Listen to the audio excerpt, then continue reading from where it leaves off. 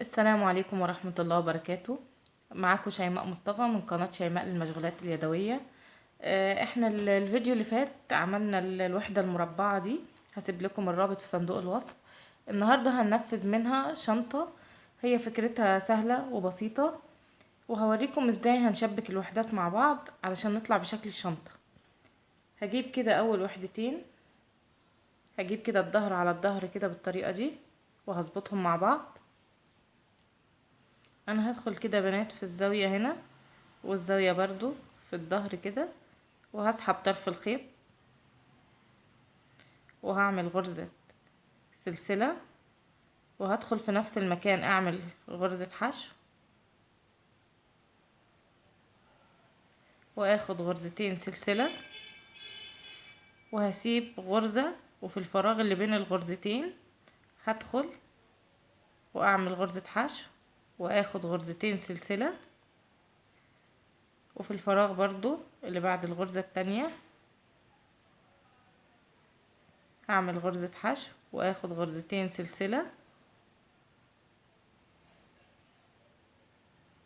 هفضل ماشية بالطريقة دي بين الغرز، هدخل اعمل حشو وغرزتين سلسلة،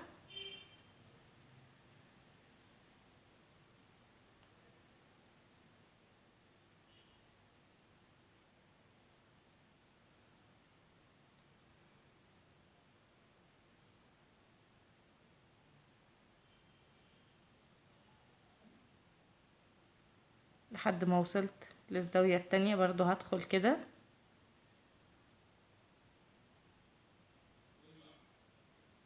اهو بالشكل ده كده يا بنات، زي ما انتوا شايفين. ادي شبكت اول وحدتين في بعض.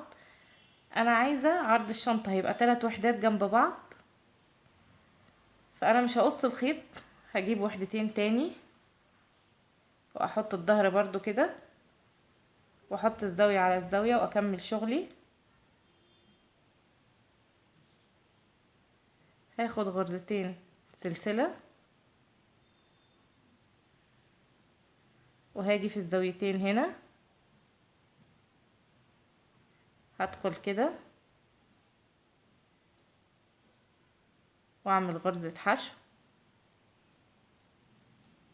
وغرزتين سلسلة، وبين الغرز هدخل اعمل غرزة حشو. هفضل ماشية بالطريقة دي لحد ما اوصل للزاوية دي. ادي كده يا بنات شبكت الاربع وحدات كده. هجيب اتنين تاني برضو وبنفس الطريقة هشبكهم كده. هاخد الغرزتين سلسلة وهجيب وحدتين حاطة الظهر على الظهر، وهدخل في الزاوية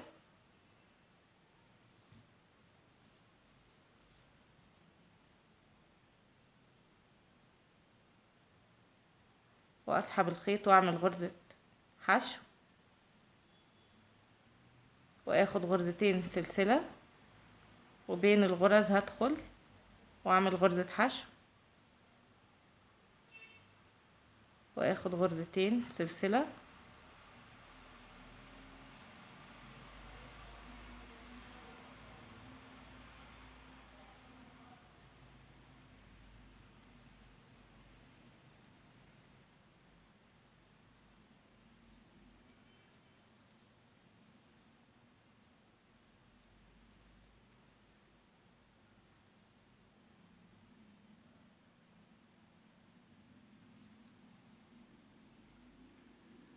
وادي وصلت للزاوية.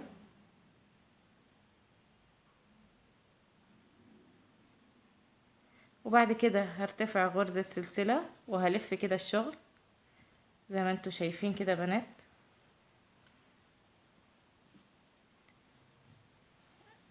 ادي المنظر معايا. همشي على السطر ده غرز حشو، فوق غرزة الحشو غرزة حشو، وفوق السلسلتين فوق كل غرزة غرزة حشو، وفوق الحشو غرزة حشو، وفوق السلسلتين غرزتين كده زي ما انتوا شايفين. عشان انا عايزة الغرز شكلها يبقى بارز معايا.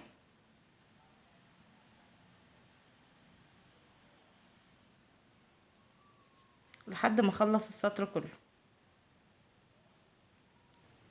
ادي كده خلصت يا بنات. هاخد غرزة سلسلة وهقص الخيط،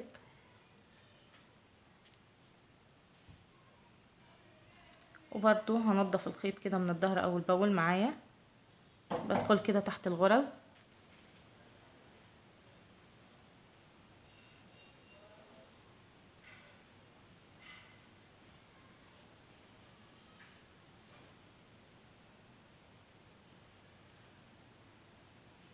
انا بنضف الخيط اول باول.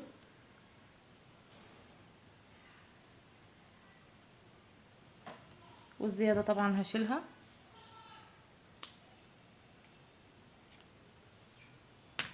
ادي كده يا بنات شكلها معايا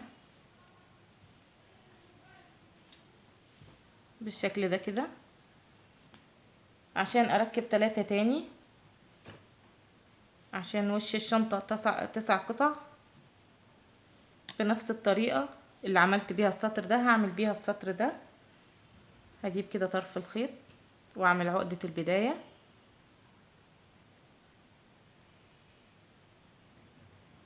وهجيب كده الكوستر ده على ده كده الظهر على الظهر، وهدخل في الزاوية واسحب الخيط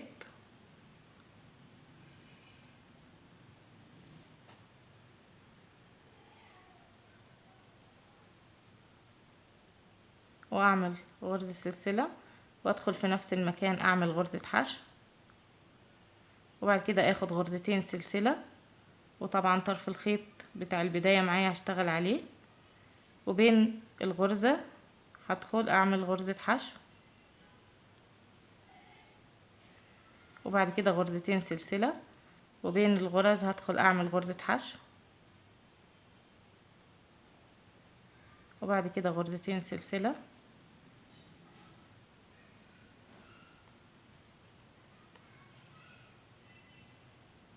وهفضل ماشية بالطريقة دي زي السطر ده بالظبط. اهو كده يا بنات بعد ما خلصت السطر التاني برضو هاخد غرزة سلسلة وهلف الشغل تاني، وهاجي برضو فوق غرزة الحشو هاخد غرزة حشو، وفوق غرز السلسلة هاخد غرزتين، وفوق غرزة الحشو هاخد غرزة حشو،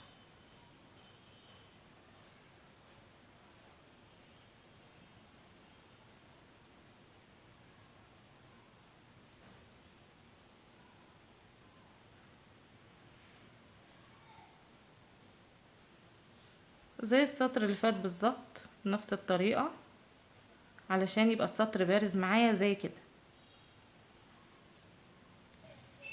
ادي كده بنات ال9 مربعات بعد ما ركبناهم، شايفين؟ هبتدي بقى الفهم كده واشتغل بنفس الطريقة دي السطر ده والسطر ده علشان اقفل. ادي زي ما انتوا شايفين كده يا بنات خلصت القطعة ده تقريبا كده وش الشنطة، وهعمل الظهر بنفس الطريقة وهقفل برضو الجناب والقاعدة.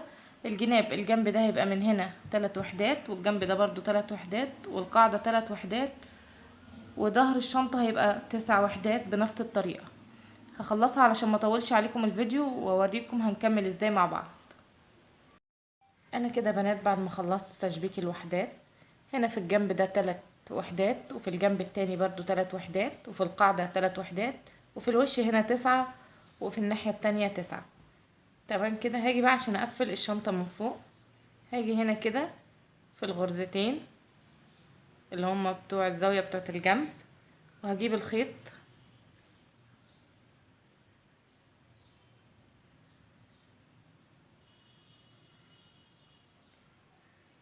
وهرتفع 3 سلاسل،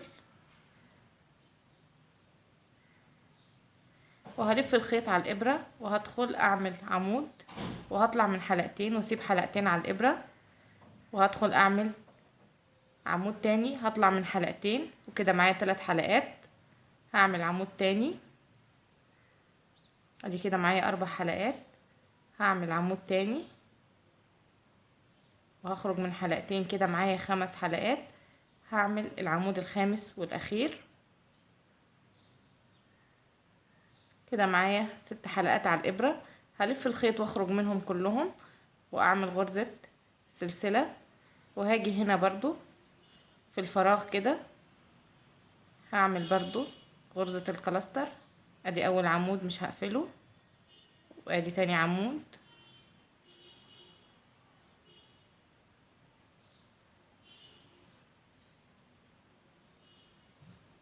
اهو بنفس الطريقة دي كده، وهخرج منهم كلهم وهعمل غرزة سلسلة، وهفضل ماشية بالطريقة دي لحد ما اخلص الدوران بتاع الشنطة كله.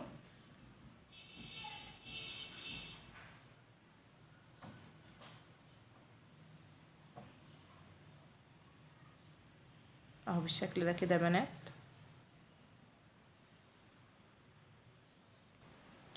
انا كده يا بنات خلصت السطر، وهنا هعلم مكان الايد. هقسم هنا معايا ال3 مربعات اللي في الشنطة اللي في الامام.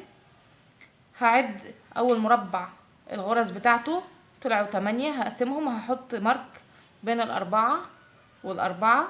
يعني انا قسمت المربع ده بالنص وقسمت المربع ده بالنص، والمربع اللي في النص هسيبه فاضي علشان هو هيبقى محور الايد بتاعت الشنطة.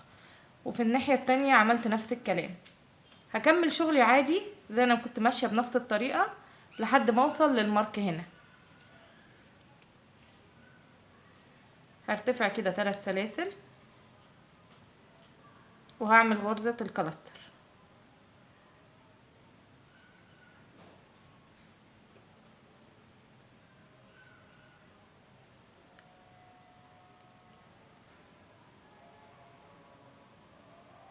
هكمل بنفس الطريقة.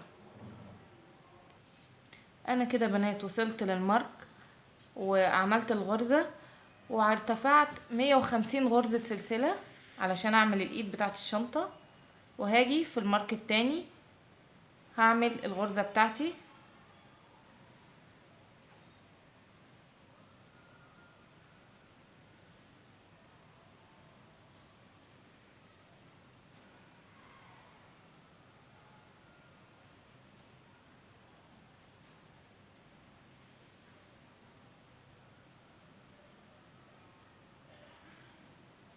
يا بنات زي ما انتوا شايفين كده، ادي كده عملت الايد الاولانية، وهفضل ماشية بنفس الطريقة لحد ما اوصل للوش التاني والمارك التاني. اهو كده يا بنات وصلت للمارك. هدخل اعمل الغرزة بتاعتي عادي.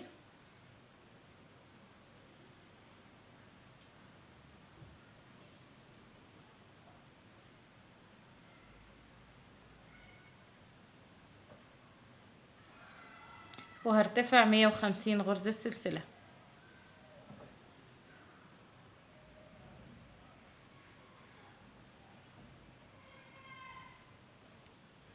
وهنا يا بنات وصلت للمارك التاني، هدخل برضو اعمل الغرزة بتاعتي عادي.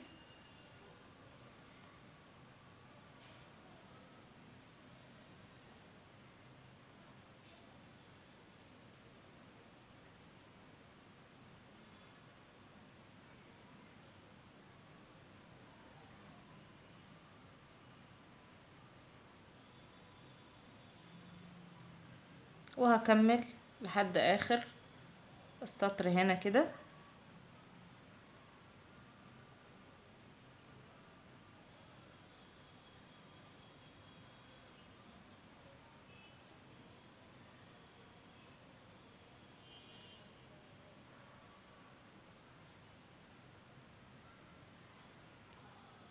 دي كده يا بنات خلصت. هرتفع السطر الجديد بنفس طريقة الشغل.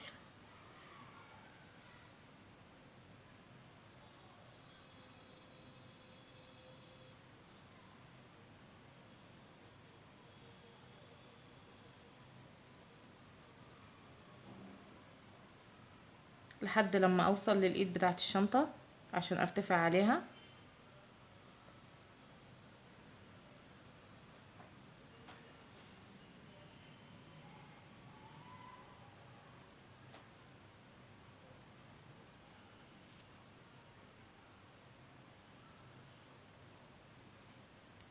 كده بنات انا وصلت اهو للسلاسل الارتفاع اللي هي ايد الشنطة.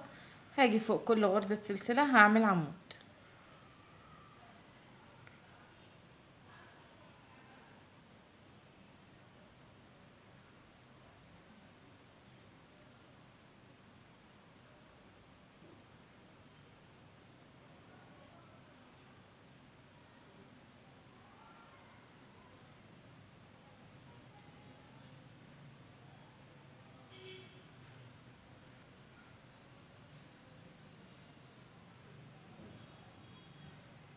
اهو بالشكل ده. هرتفع حوالين السلسلة كلها غرز عمود عادي، والسلسلة الايد التانية برضو هرتفع حواليها غرز عمود عادي. ادي كده يا بنات بعد ما خلصتها لفيت عليها سطر تاني برضو فوق الايد غرز عمود زي ما انتوا شايفين، وجيت من جوه بطنتها بالشبك البلاستيك عشان تبان متماسكة. وادي شكلها بعد ما خلص. اتمنى لو عجبكم شغلي تشتركوا في القناة وتفعلوا زر الجرس علشان يوصل لكم مني كل جديد. السلام عليكم ورحمة الله وبركاته.